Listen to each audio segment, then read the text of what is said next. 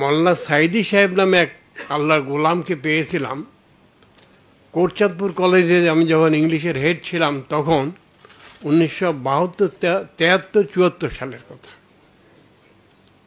সোলাইমানপুর মাদ্রাস মসজিদের বার্ষিক ওয়াজ মাহফিলের প্রধান অতিথি। আমি যাওয়ার সময় টেলিফোন মাইকিং হচ্ছে, মাইকিং শুনলাম। তখন আল্লাহ শব্দটা শুনলেই কলিজা জড়িয়ে যেত, সেই সময়ের কথা আমি বলছি। ক্লাসে পড়ালাম, প্রিন্সিপালকে বললাম যে আপনার বাকি টিচাররা কি আজকে বাকি ক্লাস নেবে আরো? তো ওখান থেকে দুইজন এসে বলে আমরা নেব না, তুমি একাই পড়াও। আমি ঠিক করলাম 4 ঘন্টা পড়াবো। তো 3 ঘন্টা আমার ইংলিশের সাবজেক্ট এটা উপরে যা পারলাম বললাম করলাম। আমি একটা দিনও আলহামদুলিল্লাহ না পড়ে কোনো ক্লাসে যাইনি। শেষে আমি বললাম যে আমি আসতে মাইকিং শুনলাম এখানে নাকি কোন এক আল্লামা দেলোয়ার হোসেন সাইদি সাহেব আসবে সোলাইমানপুর অমুক মসজিদে, সেখানে মেলা বেহেশত বিক্রি হবে। তো আমার দরকার, আমি যাব, যদি তোমরা যেতে চাও। দেখি ছেলে মেয়ে সব উঠে গেছে, 550, 600 আমার ছাত্রছাত্রী থাকতো।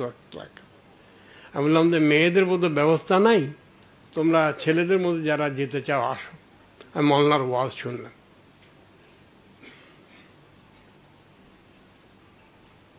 আমি কথাটা এই জন্য বলছি, এটা আমার জিন্দেগির, আমার নিজের জন্য শিক্ষা। পরে ওনাকে দোকানে, বাজারের ভিতরে একটা দোকানের দোতলায় রাখছে। আমি সকালবেলা ফজর পড়ে মসজিদে ওনার সাথে দেখা করতে গেলাম। ওনাকে বললাম যে মাওলানা, কালকে তো আমি বেশটা কিনতে গিয়েছিলাম, কিন্তু একটা বেশটা আপনি বিক্রি করেন নাই। তো যাই হোক, আমি আপনার কাছে আসছি, 2-4টা কথা বলবো। উনি বললেন যে বলেন, আমি অপেক্ষা করছি। আমি বললাম যে আচ্ছা, আপনাদের কোরআনের মধ্যে এই কথা নাই? তিনি বললেন যে আপনাদের কোরআনও আছে। পরে আমি বললাম আচ্ছা, আপনাদের হাদিসে, নবীর হাদিসে এই কথা নাই? কয় যে আপনাদের নবীর হাদিসেও আছে। আমি তো দেখলাম যে গুলমেলা মালানা। পরে আমি বললাম যে আচ্ছা ঠিক আছে, আজকে আপনার প্রোগ্রাম আলমপুর, এদিকে সোলাইমানপুর, এটা কোটচাঁদপুর, এদিকে আলমপুর, ওদিকে ফুলবাড়ি, পরের দিন আলমপুরে প্রোগ্রাম। মাওলানা, আপনাকে আজকে শুধু শুধু লা ইলাহা ইল্লাল্লাহ এর উপরে কথা বলতে পারবেন কিনা? আমি পারবো না, আমার আল্লাহ তৌফিক দিলে পারব। আমি ইংলিশের শিক্ষক, ওয়াজ মাহফিলে যায় না, আমি বেশরম গেছি, সাথে অনেক ছাত্রছাত্রী গেছে, সাধারণ লোকেরও গেছে, এবং সাঁকো পের হইতে আমি পড়েও গেছি নদীতে, সেই কপোতাক্ষতে। তারপরও পেছনে আসি নাই, ওই ভিজা কাপড় নিয়ে আমি ওই মওলানার আলোচনা শুনতে গেলাম। আল্লাহর রহমত, তিনি এর উপরে কথা বললেন। পরের দিন সকাল আবার গেলাম। আমি মাওলানা, কালকে তো আপনি এটা আপনি বলেছেন, আজকে ফুলবাড়িয়াতে প্রোগ্রাম, আপনি শুধু মোহাম্মদ রসুল্লাহ সাল্লাল্লাহু আলাইহি ওয়াসাল্লাম বলবেন। আমি চেষ্টা করব, আমার আল্লাহ আমাকে তৌফিক দেন। সেখানে আমি গেলাম। প্রথমটাতে আমি 1000 লোক দেখেছি সোলাইমানপুর, দ্বিতীয়টাতে 2-2.5 লোক দেখেছি, তৃতীয়টাতে 5000-এর বেশি উপরের লোক দেখেছি। কথাটা আমি এই জন্য বললাম যে আল্লাহর গোলামের সাথে আমার দেখা তিনি করে দিয়েছেন, আর আমি ছিলাম অভুক্ত, তৃষ্ণার্থ।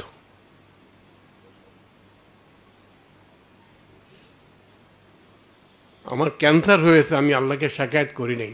আমি দোয়া করছি, আল্লাহ আমি যেন তোমার বিরুদ্ধে কিছু না বলি, কোনো অভিযোগ না করি। কিন্তু আমি ওই সময় শাকায়াত করছি, আল্লাহ কি দিয়েছিল আমাদেরকে, আর এখন আমরা সে কথাগুলি বলতে পারি না কেন? তো আমার স্বাদ লেগেছে সাইদি সাহেবের কথা এই জন্য যে আমি ছিলাম তৃষ্ণার্থ। এখন আল্লাহ তাআলার মেহেরবানি দেখুন, আমি নামাজ পড়তাম না যখন, তখনও মাল্লা মোহতারাম, ওই বার্ষিক যে মাদ্রাসায় ওয়াজ মাহফিল হইতো সেটাতে কিন্তু চাদর একবারে ভালো মতো পরিষ্কার পরিচ্ছন্ন করে যেতাম।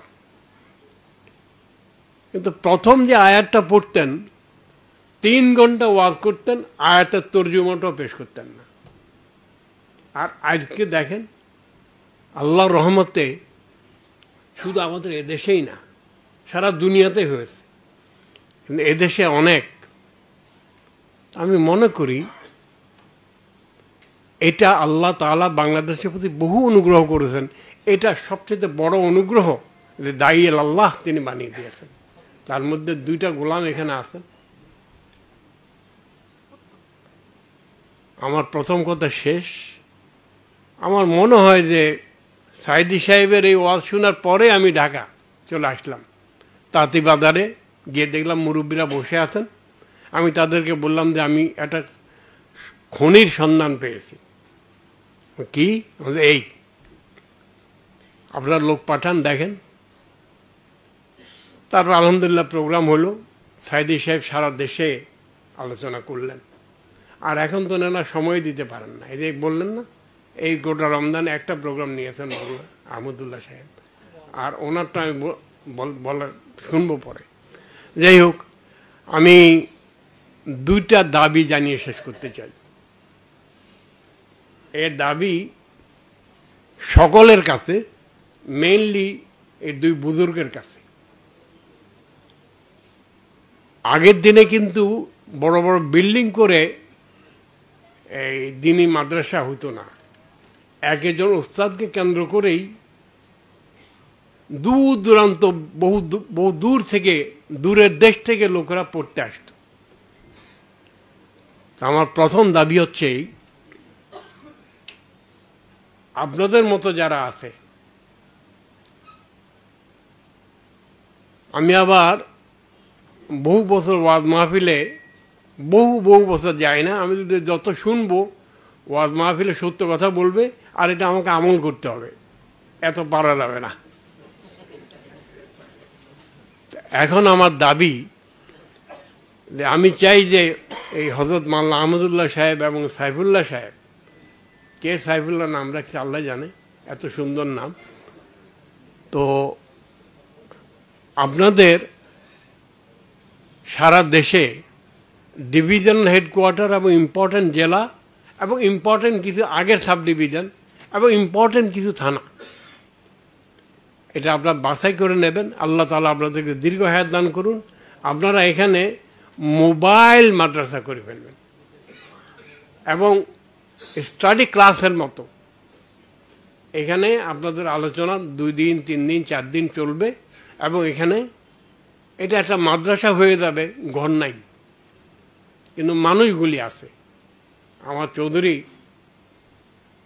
ডাক্তার হাসান, উনি অনেক সুন্দর সুন্দর কথা বলেছেন। তো একটা দাবি, এটা কি মানা হলো চেষ্টা করার? হ্যাঁ, আচ্ছা, এটা শুধু ওনারা দাবি করলে হবে, ওনারা মানলে হবে, আপনাদের মানতে হবে না? আপনারা কে কে মানলেন? আমার নিচে নিশ্চয় বোনেরাও মানছে। শেষ, 1 নম্বর দাবি শেষ। 2 নম্বর, এই পাগল বহু বছর থেকে, সেই 72-73 সাল থেকে একটা আবেদন জানিয়ে আসছিলাম। সেটা হলো ইমাম বেশিরভাগ জায়গাতেই ট্রেডিশনাল খুতবা দেয়। ইদানিং আলহামদুলিল্লাহ অনেক মসজিদে অর্গানাইজড খুতবা দেয়। আমার নানা ছিলেন একজন LMF ডাক্তার 1916-এর। তিনি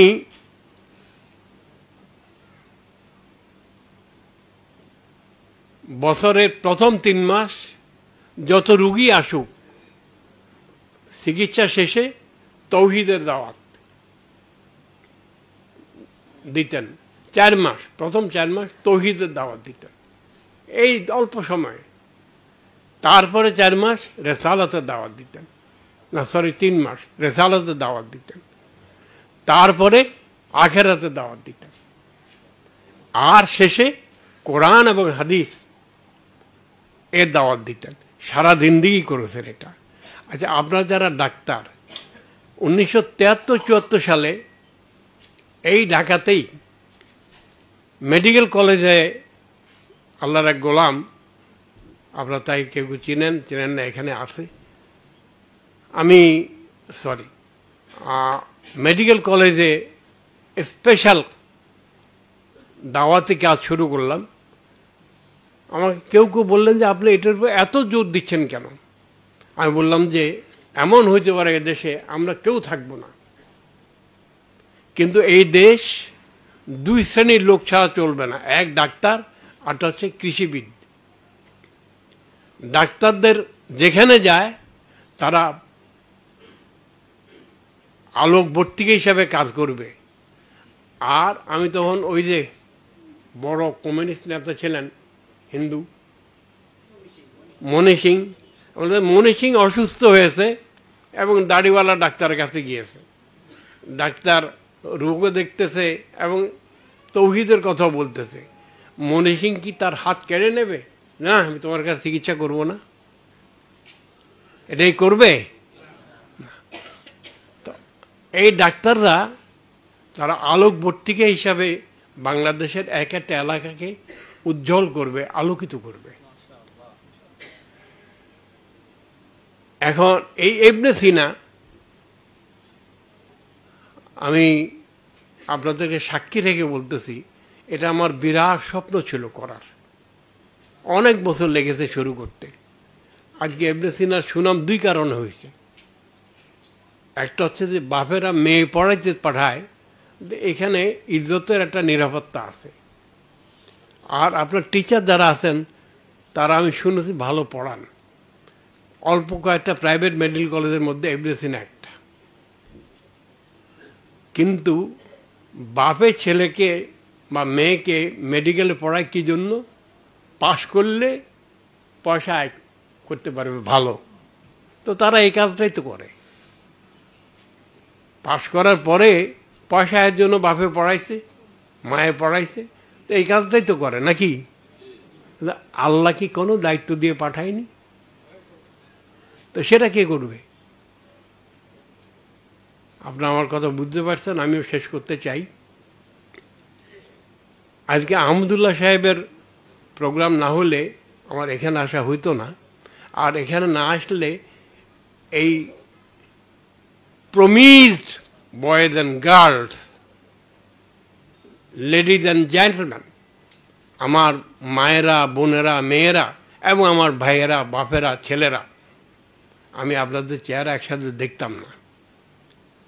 আমার এই হয়তো পড়ন্ত বেলায় অথবা আরো অনেক দিন বেঁচে থাকতে হবে, একটা দোয়া করবেন বিছানায় শুয়ে শুয়ে যেন না মরি। আমি এই দাবি করতে চাই, দুনিয়ার জন্য ডাক্তার হবেন না আপনারা, দিনের জন্য ডাক্তার হন, দেশের জন্য ডাক্তার হন, মানুষের জন্য ডাক্তার হন। এবং মানুষ মানুষ মানুষ, মুসলমান নয়, হিন্দু নয়, বৌদ্ধ নয়, খ্রিস্টান নয়, ইহুদি নয়, মানুষ। এবং আপনারা মেহরবানি করে বাংলাদেশের প্রতি ইঞ্চি মাটিকে, প্রতিটি বালু কোনাকে মানুষ হেঁটে যাওয়ার সময় যেন শুনে লা ইলাহা ইল্লাল্লাহ পড়তেছে। কি আওয়াজ কোত্থেকে আসে? মানুষ নেই, ওই বালি থেকে, গাছ থেকে, পালা থেকে, সব জায়গা থেকে যেন আওয়াজ আসে। সেদিনটা আল্লাহ তাআলা আমাদেরকে দেখে যাওয়ার তৌফিক দেন, আর তার উসিলা আপনারা হবেন। আর মাদি মাল্লা হবে এরা, এই যে মাল্লারা। তো তাহলে ক্লাস হবে। মাল্লা সাইদি সাহেবকে আমি বলেছিলাম যে মাল্লা আপনি এটা শুরু করেন, বর্ষাকালে ওয়াজ করা যায় না বাইরে, ঢাকাতে এবং বিভিন্ন জায়গাতে হলে শুরু করেন।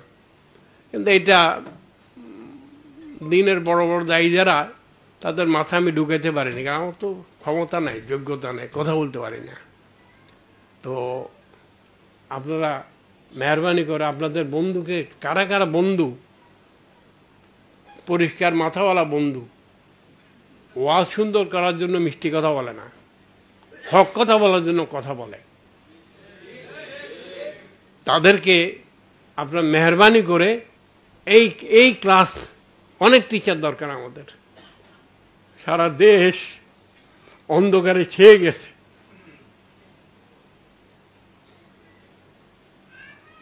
এটাকে আলোকিত করতে হলে এই রশি আপনাদেরকে ধরতে হবে। এই নৌকা, নদীতে পানি নেই, টেনে নিয়ে যেতে হবে। যেমন ইস্তাম্বুল জয় করেছিলেন, ওই জাহাজ টেনে নিয়ে গিয়েছিল যেভাবে, সেভাবে আপনারা নেবেন। আর আপনাদেরকে আসলেই টেনে নিয়ে যাবেন কে? আল্লাহ। আমি ইবনে সিনার সকলকে শুকরিয়া জানাই। এই আহমদুল্লাহ সাহেব আর আহমদুল্লাহ সাহেবের রসুল্লাহ সাইফুল্লাহ সাহেব, তাদেরকে দেখলাম। আর এরকম একটা আপনাদেরকে একসাথে দেখার একটা লোভও ছিল, এটাও পূরণ হইল। আমি আমার কথা শেষ করতে চাই।